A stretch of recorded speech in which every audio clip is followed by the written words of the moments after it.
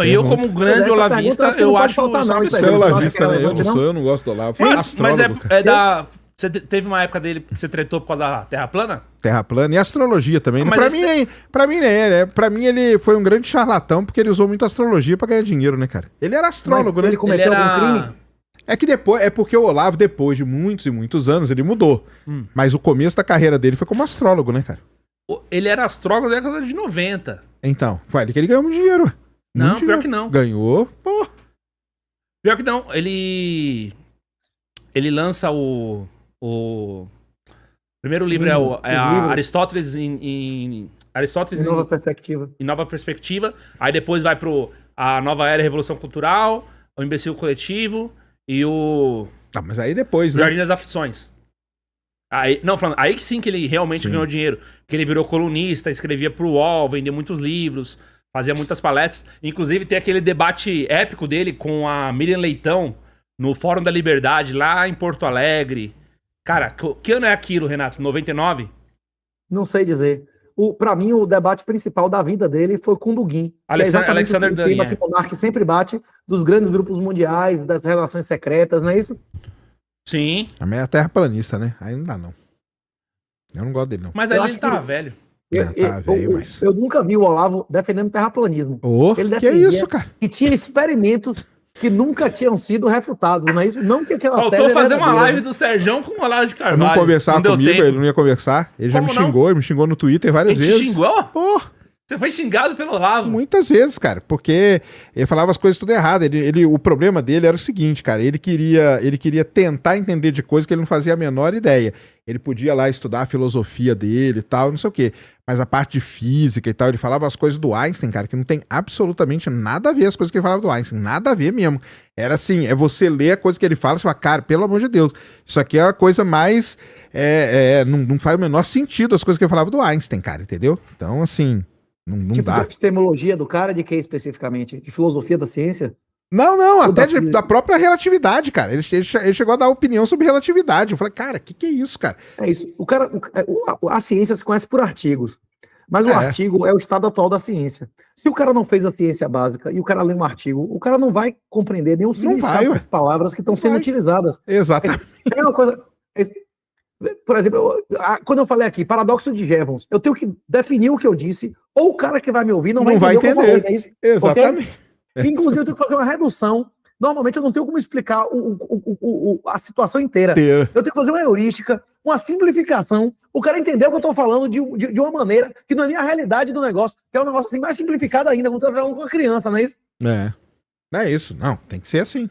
É assim mesmo. Mas o Olavo de Carvalho, vejam só, inclusive tem uma entrevista do professor Jorge, caraca, como que é? Jorge de Castro, alguma coisa agora, mas tá lá no YouTube, se você digitar Jorge de Castro Olavo de Carvalho, aparece esse cara aí. Ele é professor de literatura lá na Universidade Federal do Rio de Janeiro, né? Esse cara, ele explica por que o Olavo de Carvalho é o maior nome que surgiu no Brasil fora da academia. Nenhum cara foi tão... Aí ele explica lá a relação que ele tem e tudo mais. Por incrível que pareça, ele não gosta do Olavo, tá? Embora ele considere o Olavo essa figura. Ele não gosta, ele acha o Olavo, inclusive, pernicioso, né? Nas palavras dele. Porque, segundo ele explicou o que todo mundo tinha que fazer pra lidar com os movimentos de massa, com a impressão. E aí ele explica por que o Olavo se ligou ao Bolsonaro e etc. E ele é especialista em bolsonarismo. O negócio dele é falar mal do Bolsonaro 24 horas.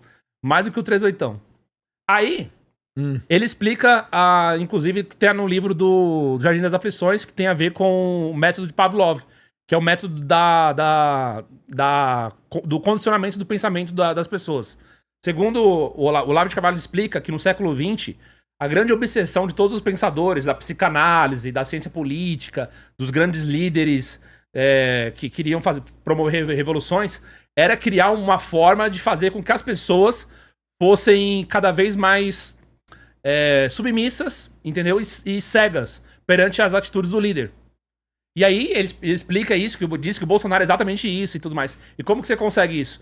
Você começa... E ele tem uns experimentos dos cães de Pavlov, que ele explicava que o cachorro fazia algo que o cara mandava, e logo em sequência ele mandava fazer algo totalmente contrário.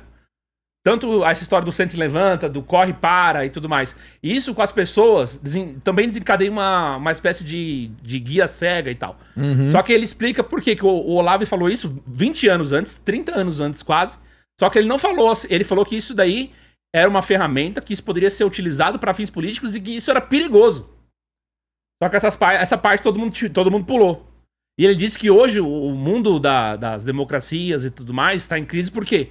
Porque não se tem mais líderes políticos com base na racionalidade, sim nesse condicionamento de Pavlov. Só que a primeira pessoa a falar disso, que isso ia ser usado na política, previu coisa de 30 anos antes, foi o Olavo de Carvalho. E o Olavo de Carvalho criticava esse modelo, falava que esse modelo ia ser depois sofisticado, ia ser trazido pelas escolas. Você começa a fazer... E aí ele explica também o crescimento do Estado, que o agigantamento do Estado é o maior problema do mundo moderno, né?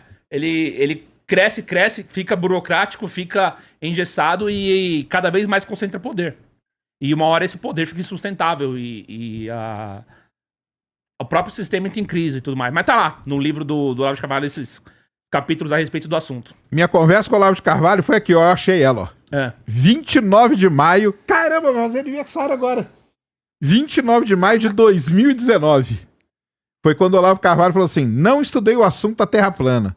Só assisti a uns vídeos. Então, cara, só aqui você já vê que ele não pode... Mas ele não defendia, Calma, né? Cara. Deixa eu falar. Ele não pode ser considerado um estudioso. Igual o pessoal fala. Porque aqui, ó. Não estudei o assunto da Terra plana. Só assisti a uns vídeos de experimentos que mostram a planicidade das superfícies aquáticas. E não consegui encontrar até agora nada que os refute. Aí eu mandei assim pra ele. Pergunte para o ministro Astro Pontes, pro Marcos Pontes. Ele já esteve no espaço, esteve na ISS, é astronauta e pode explicar muito bem. Porque os dois eram amigos, né? Eles conversavam e tal. Aí eu falava assim, cara, pergunta pro Marcos Pontes, cara. Entendeu? Eu falei, ó, como você é próximo do governo, terá um acesso fácil a ele. Entendeu? Pergunte a ele e depois volte aqui e explique pra todos o que ele disse. Eu acho que seria válido. E o mais legal dele... O mais legal era isso aqui. Que ele tinha um globinho atrás dele, ó. Aí não dá, cara. Aí não dá, viu? Aí é foda. Viu, Sérgio?